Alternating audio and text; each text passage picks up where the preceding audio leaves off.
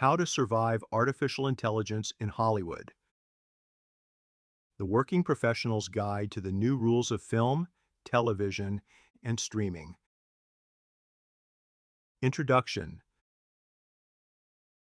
The 20 decisions that will define the next decade of your career. Right now, somewhere in Burbank or Atlanta or Vancouver or London, a producer sits in a conference room making a decision that will shape the next decade of entertainment. She has no idea. The decision feels small. Her line producer wants to use a generative AI tool to fill in background plate elements for a series finale. The vendor's contract runs 40 pages of boilerplate. The schedule is tight. The post budget already broke twice. She signs. 8 months later, that signature becomes a federal lawsuit, a SAG-AFTRA grievance, a Copyright Office registration refusal on the season finale, and a hold from a streaming platform threatening to drop the show. You may have already watched scenarios like that one play out from inside the room. You may have sat in the studio counsel chair, drafting AI writers. You might have stood on set as a producer and director. You might have been part of litigation arguing IP rights that turned on a single AI clause. You might have been the actors watching your own faces get scanned. The view from each chair is different, and you do not make smart decisions with only one of them. This book is written for every chair in that room. You picked up this book because something in your gut told you this was coming. You see the headlines: Disney is suing Midjourney. UMG settled with Anthropic on terms nobody fully understands. James Dean's estate licensed his likeness for a synthetic performance in a feature shooting next year. Tilly Norwood, the AI-generated actress, signed with a real talent agent in late 2025. Scarlett Johansson went to war with OpenAI over a voice that was not quite hers. Tom Hanks publicly disowned an AI dental insurance commercial that used his likeness without consent. Robin Williams' daughter Zelda begged the public to stop sending her AI recreations of her late father. The 2023 SAGAF-TRA strike was won and lost on this terrain. The 2026 WGAAMP-TP renegotiation is being fought on the same ground right now. You feel the ground shifting. Every meeting includes the same question. Are we using AI on this? Nobody in the room agrees on what the answer means. Your line producer says one thing. Your studio counsel says another. Your distributor's delivery checklist asks for things your post house has never been asked to certify before. Your insurance broker quietly mentions a new exclusion in your E&O policy.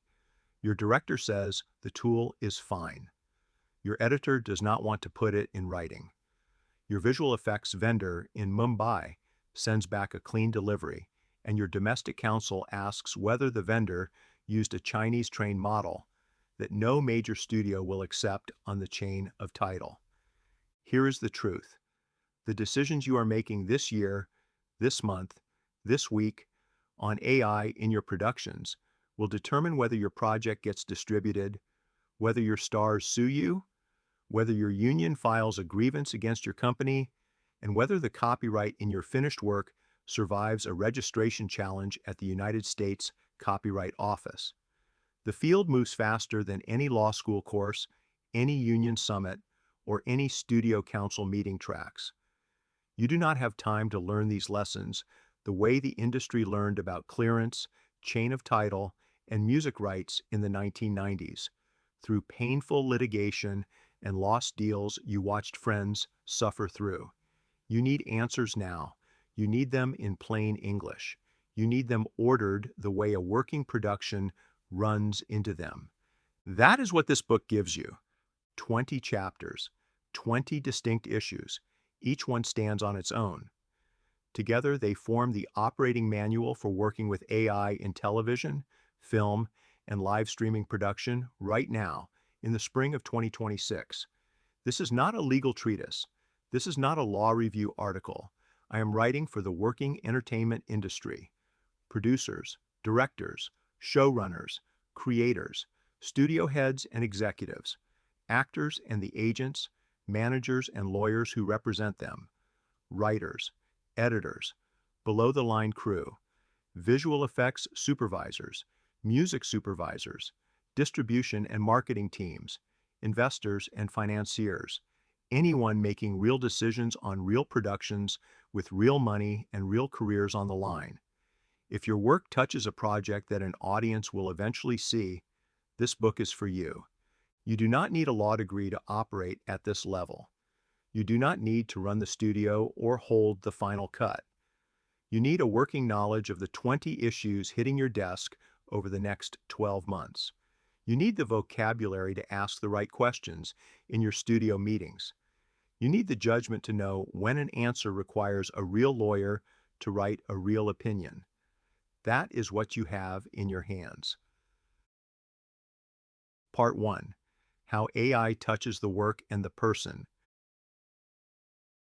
Part 1 lays the foundation. Two pillars hold up everything else in this book. Copyright, the law of the work. Right of publicity, the law of the person. Chapter 1 starts where every legal conversation about AI in entertainment has to start. Copyright. The Copyright Office has been clear since the Thaler decision and the Zaria of the Dawn registration carve-out. Pure machine output is not copyrightable in the United States. Human authorship is the dividing line. If you do not understand what gets protected and what gets removed from your registration when you use AI to generate a creature design, an establishing shot, or a piece of concept art, you are building your production on sand. You will learn the human authorship test the Copyright Office applies, what to disclose on your registration, and how to structure your AI-assisted workflow so your final work registers as a unified piece of human authorship. Chapter 2 takes you upstream to the fight nobody working in entertainment right now signed up for. Training data. Disney versus Midjourney is shaping up to be the case of the decade for the entertainment industry. The Bart's precedent already established that wholesale ingestion of pirated books to train a large language model fails the fair use defense. UMG versus Anthropic settled in ways hinting at where music ingestion claims will land. Why does this matter to you when somebody on your project wants to use Runway or Sora to generate a transition sequence? Because if the tool was trained on infringing content, the output you incorporate into the final film inherits that risk. Your distributor's lawyers are already asking. You need to know what to ask back. Chapter 3 pivots from the work to the person. Digital replicas of living performers. This is the heart of modern AI law in entertainment, and the 2023 SAG-AFTRA strike landed its biggest punches here. Consent, compensation, control. Those three words form the framework every production operates within when scanning, replicating, or generating any element of a performer's likeness. You will learn what counts as a digital replica under the SAG-AFTRA TV theatrical agreement and the commercials contract, what the consent disclosure has to specify, what compensation looks like for various uses, and where the control rights live after production wraps. Chapter 4 closes out your foundation by adding voice. Scarlett Johansson versus OpenAI taught the industry that a voice merely evoking a real person is enough to trigger liability, even when the AI company swears no actual sample was used. Tennessee's Elvis Act made voice the first state right of publicity to get its own dedicated AI statute. If you are casting voice talent, generating ADR with AI tools, dubbing performances into other languages with synthetic voice models, or producing audio content of any kind, you have to understand sound-alike liability the way you understand likeness liability. Chapter 4 gets you there. Part 2. Federal, state, and international rules. Part 2 maps the legal terrain. Once you know what is protected and who has rights, the next question becomes by what laws and where. Chapter 5 takes you across the line from living performers to deceased ones. California's AB 1836 amendments, New York's Section 50F, and Tennessee's Elvis Act now form a tightening web around what you are allowed to do with the digital replica of a performer who has passed. Estate consent, defined limits, notice requirements, real penalties when you get it wrong, the James Dean re-release, the Carrie Fisher discussions, the Marilyn Monroe commercials in 2025 that drew letters from the estate. Every one of these involves a state-by-state rights analysis that did not exist 5 years ago. You will learn how to clear posthumous rights and where the traps live. Chapter 6 zooms out to the macro picture. There are now over 30 state right of publicity statutes with AI-specific provisions, and the federal government's December 11, 2025, Trump executive order on AI tried to wrangle them into something coherent. The order did not land the way the administration hoped. You need the patchwork because your production lives in multiple states at once. You shoot in Georgia. You post in Los Angeles. You distribute in New York. Your performer's domicile might be Texas or Florida. Each of these states applies its own rules, and the overlap creates real compliance pressure on your production team. Chapter 7 asks the question the industry has been asking for 2 years. Is federal preemption coming? The No Fakes Act, reintroduced and amended through 2025 and now pending real movement in 2026, is the leading proposal to create a federal right against unauthorized digital replicas. Chapter 7 walks you through what No Fakes does in practice, what the bill preserves for state law, what notice and takedown obligations the legislation puts on platforms, and how a future federal regime would change your clearance practices. This matters for projects with distribution windows extending past 2027. Chapter 8 covers the disclosure side of regulation.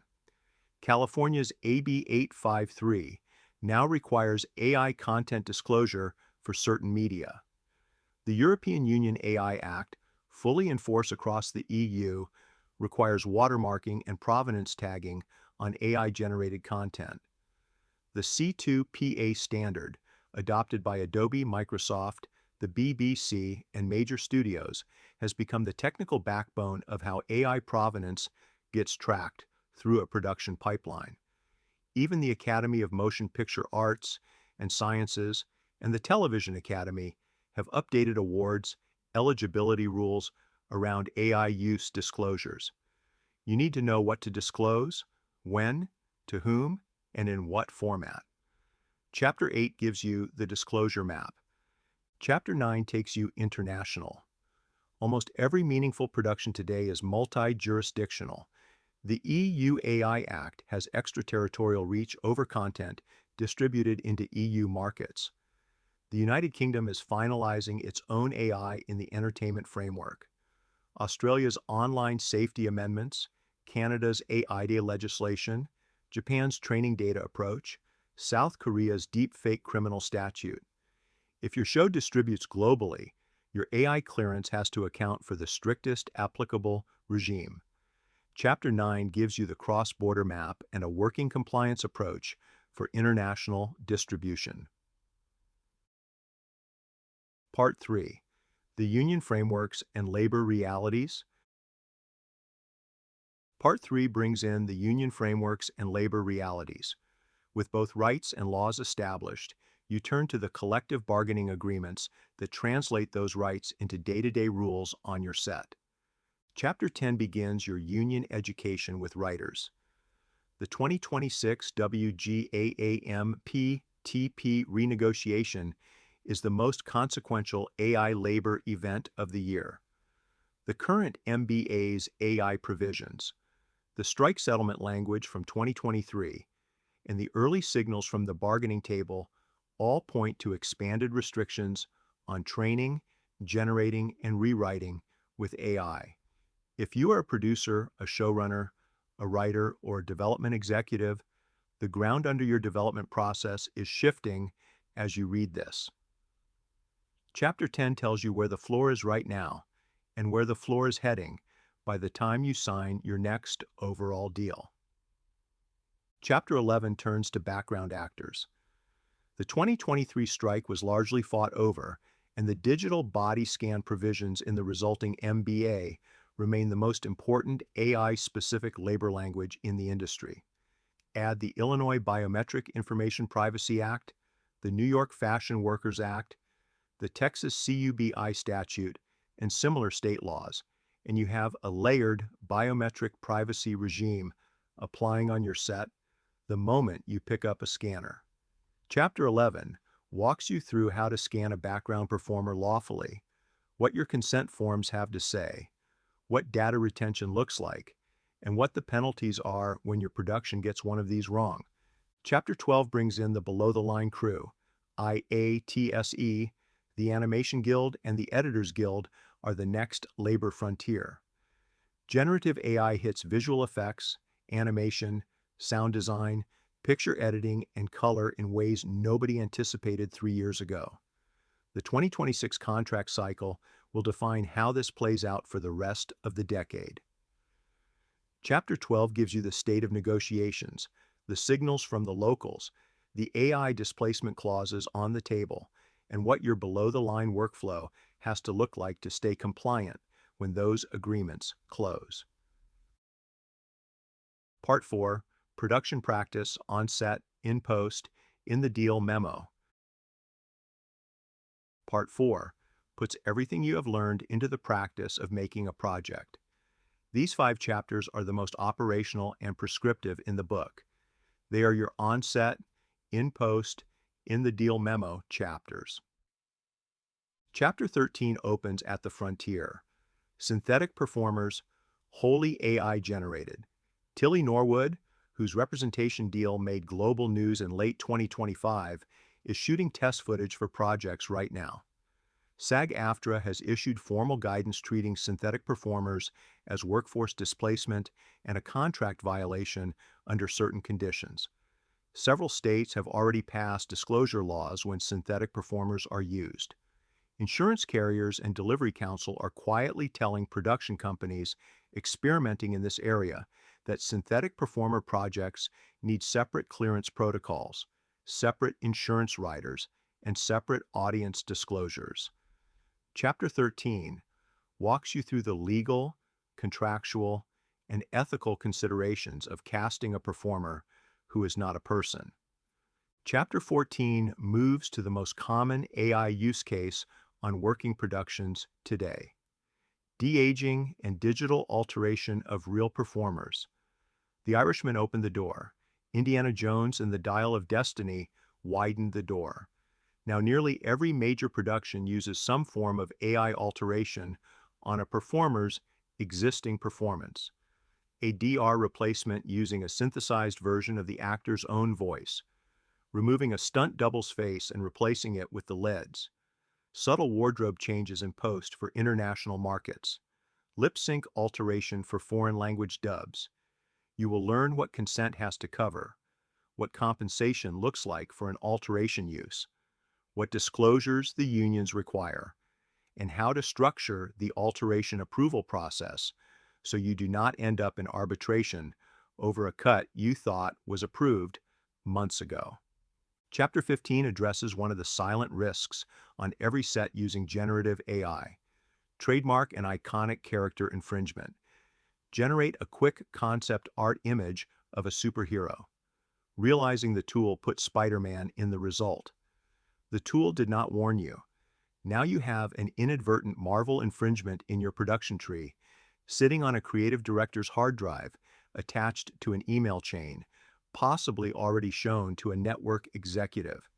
Chapter 15 covers Disney versus Midjourney, the Universal Studios infringement actions, the Sega and Nintendo cease and desist letters to AI vendors, and the practical workflow you need to keep your generative tools from creating downstream IP problems your distribution lawyers will catch 6 months later. Chapter 16 takes on music.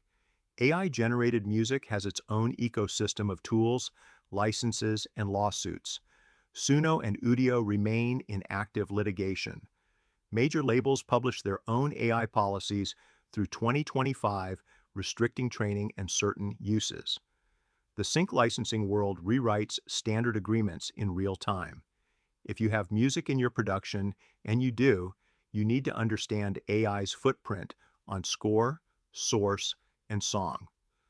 Chapter 16 covers the music side of the AI question in film and television.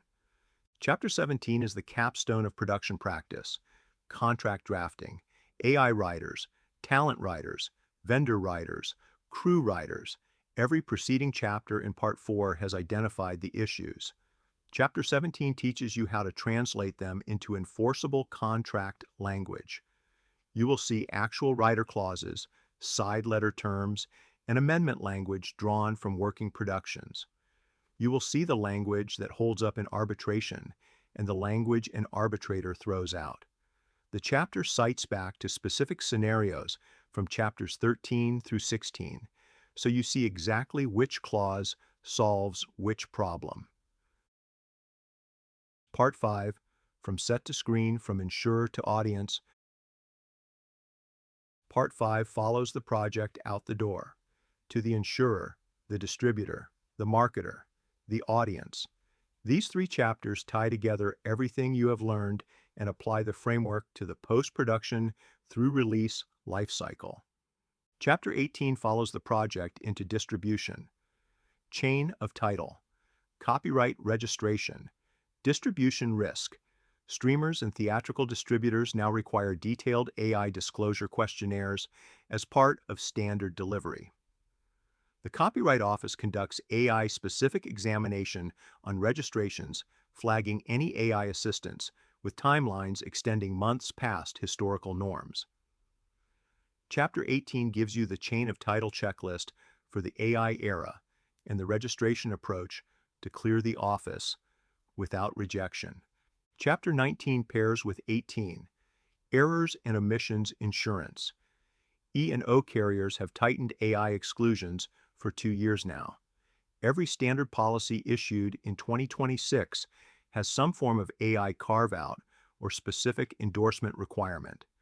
Vendor warranties have become essential for any AI tool used in your production. Indemnification language determines whether you have actual coverage when a claim hits. Chapter 19 gives you the insurance reality of AI productions and the warranties and endorsements you need before you wrap. Chapter 20 closes the book on the audience-facing side: marketing, promotion, and audience engagement. AI-generated trailers, AI-personalized poster art, AI-driven targeted promotional content, AI chatbots posing as fictional characters from your show. Every one of these touches the rights you covered in Parts 1, 2, and 3. The Coca-Cola AI Christmas commercial, Backlash, the Civil War movie poster scandal, the Late Show AI fake interview controversy.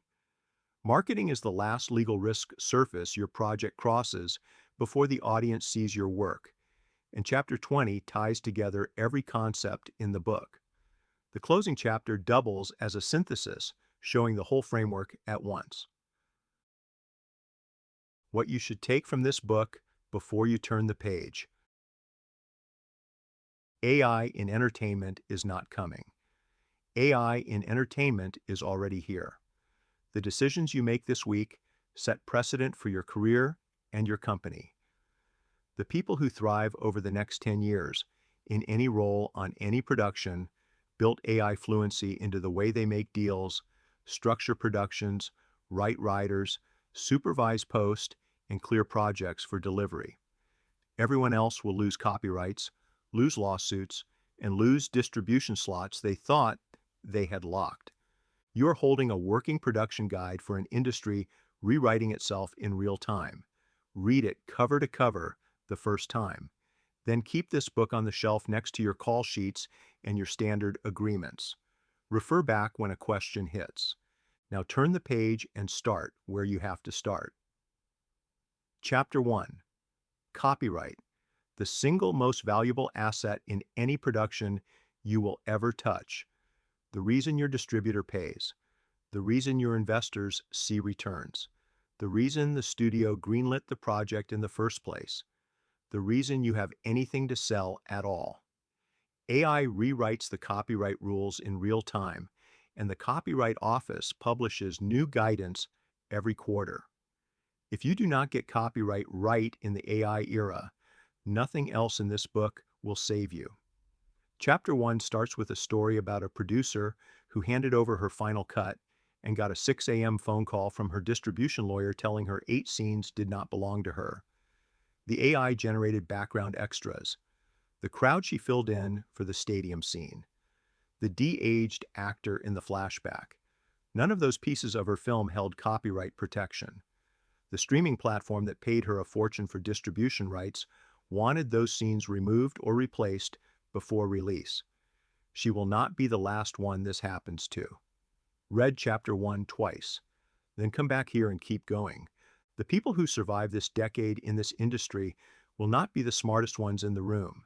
They will be the ones who saw what was coming and prepared, the ones who built a vocabulary for it, the ones who hired the right counsel, structured the right deals, and signed the right writers before their projects shipped. Whatever role you play, whatever chair you sit in, that is what you are doing right now with this book in your hands.